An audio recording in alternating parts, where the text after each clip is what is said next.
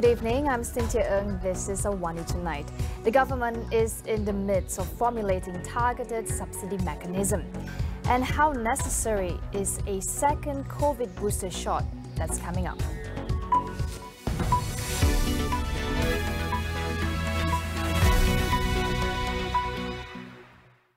The government is working on implementing targeted subsidies to ensure that assistance are received by deserving groups. Prime Minister Datuk Sri Ismail Sabri Yaakob said the total subsidy expenditure for this year alone had increased to 77 billion ringgit compared to the original allocation of 31 billion ringgit, and it is likely to increase. Kesan daripada subsidi kita menyebabkan inflasi kita kekal rendah. Saya kira paling rendah di Asia Tenggara dan juga mungkin seluruh dunia. Inflasi kita kekal pada 2.8%. Dan jika subsidi tidak diberikan, inflasi mungkin meningkat kepada 8 hingga 11%. He was responding to opposition leader Datuk Sri Anwar Ibrahim, who implied that the government was relying too much on subsidies to tackle soaring living costs. Ismail Sabri said measures are also being taken to combat smuggling activities involving subsidized items, such as cooking oil, at the industrial level and at the national borders. The Dewan Rakyat Speaker today refused to allow a motion to discuss the Sulu arbitration issue, leading to a shouting match in the Parliament. Kota Belud MP Isna Raisa Munira was suspended from the Dewan Rakyat for 2 days after she repeatedly questioned why her motion to debate the matter was rejected 3 times. Saya cukup hairan. Saya mau tanya dengan Kerajaan Persekutuan, sampai tahap apa yang kamu mau membolehkan supaya bahas ini dibolehkan? Tuntutan ini dibolehkan, dibahas dalam Dewan ini. Ini soal kedaulatan negara, bukan soal remeh-temeh. To what extent? Pasal Sabah kah kamu tidak peduli? Sebab ini Sulu dia tuntut Sabah saja, bukan negeri-negeri lain. Dewan Rakyat Speaker Tan Sri Azhar Azizan Harun said the matter had been debated in the Dewan Rakyat and discussed at length during the last Parliament sitting. He also denied that there was a conflict of interest, as his brother Tan Sri Idrus Harun was the Attorney General. The Home and Human Resources Ministries have met with the Indonesian government to discuss solutions about the Republic's temporary ban on workers entering Malaysia. Home Minister Datuk Sri Hamzah Zainuddin said the matter is expected to be resolved within 2 days. Last week, Indonesia imposed a freeze on all Indonesian workers entering Malaysia on the basis that Malaysia has breached the MOU signed between the two governments over the use of the Made Online system. On suggestions for the Immigration Department to remove the MOS, Hamzah said workers' agencies had requested to use it and it did not reflect Malaysia's view. In a joint press conference, Hamzah and Human Resource Minister Datuk Sri M. Saravanan announced the construction, manufacturing and service industries will now be allowed to hire foreign workers from all 15 source countries. Discussions are underway to allow foreign workers in all sectors, including the frozen subsectors. The number of hardcore poor families has increased by 100,000 over the past 2 years. Economy Minister Datuk Sri Mustafa Muhammad said this was due to the revised poverty line and the impacts of COVID-19. The government aims to remove 140,000 individuals from the category in the next 3.5 years, ending hardcore poverty by 2025. This will be done via the Keluarga Malaysia Hardcore Poor Eradication Program (BMTKM), implemented in 1,000 localities between 3 and 6 months. Among the programs offered were entrepreneurship, marketing, as well as motivational programs.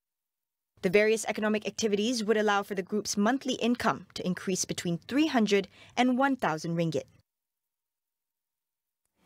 The 16th Annual Congress of PKR ended yesterday with members aligned to newly minted Deputy President Rafizi dominating the party's Central Leadership Council. We discussed with political analyst Professor Dr. Kartini Khalid what are the party's chances of attracting fence-sitters with Rafizi in the leadership position ahead of GE15. from cyber troopers to TikTokization. You can see on the cynical messages, drama and advertisement in a funny way seem to be spreading fast and perhaps may influence people, especially urbanized. People like to see things light and easy to be understand and clearly capture what they think about the new thing. And I think Rafizi has that advantage. Kartini stressed how vital it is for party members to close ranks and find common ground in order to thrive in the upcoming elections. They have to stop finding past flaws, stop highlighting past mistakes, or blaming Tun Mahathir for what had happened on the Sheraton move. I think that will not help PKR to be better. The Rakyat would like to see PKR propose better ways of managing the struggles, especially now that we are facing inflation. If PKR can address inflation, it has to be addressed collectively, and PKR is willing to share what they have with the have-not, that would be a good leverage to both Rafizi and Anwar. The Health Ministry has warned of a resurgence in COVID-19 infections due to the highly transmissible Omicron subvariants. Amid rising cases, how pertinent is it to take your second booster shot? Immunologist Sibran Pupema shares his insights. So the concern now is that with the new variants, the antibody response is not as effective anymore against preventing the virus. And some people say, therefore, oh, you know, is it important to get a booster? And the answer is yes, it is still important to get a booster because it will raise your antibody response still a little bit, even against those new variants.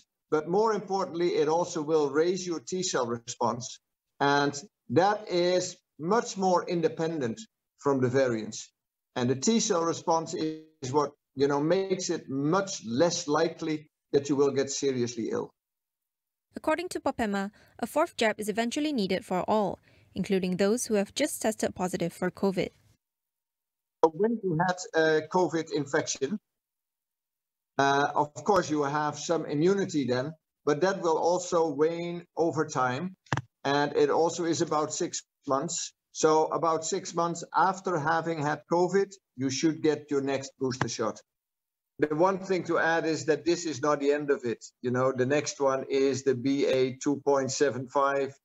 We will be seeing more coming. So I think for a while, we may be needing to take some more booster shots.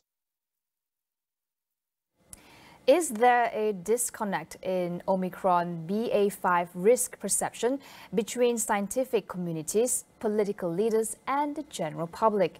Tonight on Consider This, we ask our guests what we need to keep in mind about subvariants. We'll go for a quick break. Stay with us.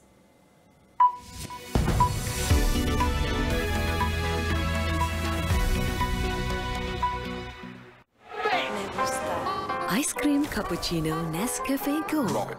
Kenikmatan tak terkata.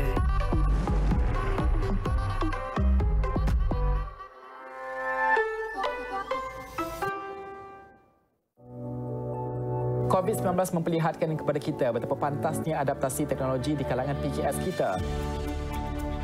Niaga AWANI dan Unified Business akan menyelami perjalanan kebangkitan semula PKS kita melalui segmen Jiwa SME setiap Selasa dan Khamis untuk inspirasi anda. Transformasikan perniagaan dengan Unified Business, rakan digital pilihan anda. Hubungi kami sekarang dan jimat sehingga 50%. Jom Unified Business.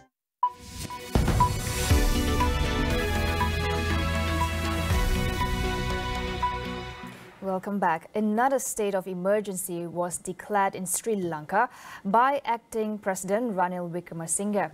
The move was announced in an effort to quell unrest ahead of a vote in Parliament later this week to elect a new president. Just last week, a state of emergency was announced after President Gotabaya Rajapaksa fled the country amid a popular uprising against his government. Rajapaksa's resignation was accepted by Parliament on Friday as he flew to the Maldives and then Singapore, while thousands of anti-government protesters occupied his official residence and offices. Sri Lanka's Parliament met on Saturday to begin the process of electing a new president. Wickremesinghe, backed by the Rajapaksas, is one of the top contenders, though protesters also want him gone, which may lead to further unrest should he be elected. Sajith Primadasa, leader of the main SJB party, is another leading candidate, along with Dulas Alaha Peruma, a senior ruling party lawmaker. The vote is set for Wednesday. India's parliament began voting for a new president today. Leading the race is female politician from India's tribal community, seen as favourite for the top post. Draupadi Murmu from the marginalised Santhal tribe has been nominated by Prime Minister Narendra Modi's ruling party. If elected, she would be India's first tribal president and second female president. She has held ministerial positions in the state government and been governor of Jharkhand state. Veteran politician Yashwant Sinha is seen as Murmu's biggest opponent. The former Finance and External Affairs Minister is backed by opposition parties including Congress. India's president is chosen by some 5,000 elected members of both houses of parliament and regional legislatures. The result will be announced later this week. Firefighters are battling to contain wildfires sweeping across Europe as a heat wave shows no sign of abating. France has evacuated more than 16,000 people threatened by wildfires as blazes also spread in Spain, Croatia and Greece. It is the second heat wave to engulf parts of southwest Europe in weeks. More than 1,000 deaths have been attributed to the heat in Portugal and Spain in recent days. Meanwhile, Britain is poised to set new temperature records for this week. The Met Office issued a red extreme heat warning on Monday and Tuesday in much of England, from London and southeast up to York and Manchester. Over in France, forecasters have put 15 departments across the country on the highest state of alert for extreme temperatures, including Gironde in southwest, where forest fires have already wrought havoc. And in Brittany, temperatures could rise as high as 40 degrees Celsius, which would be a record for the region. Scientists blame climate change and predict more frequent and intense heat waves in drought.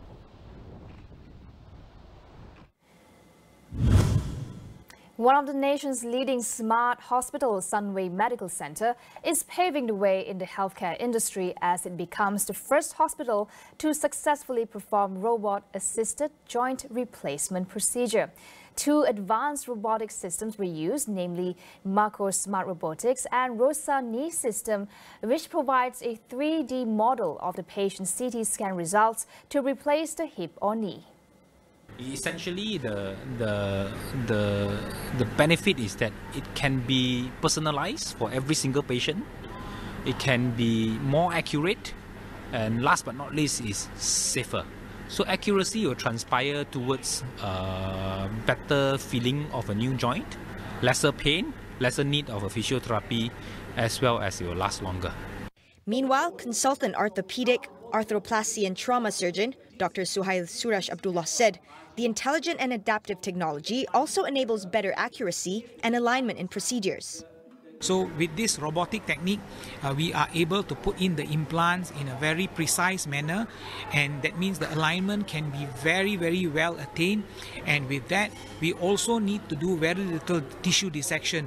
That means less is more. That means by opening lesser, the computer allows us to see internally well, and with that, the patient's recovery is fast, patient is able to discharge faster, less pain, less bleeding, and also in long term, the implant will last the patient very long.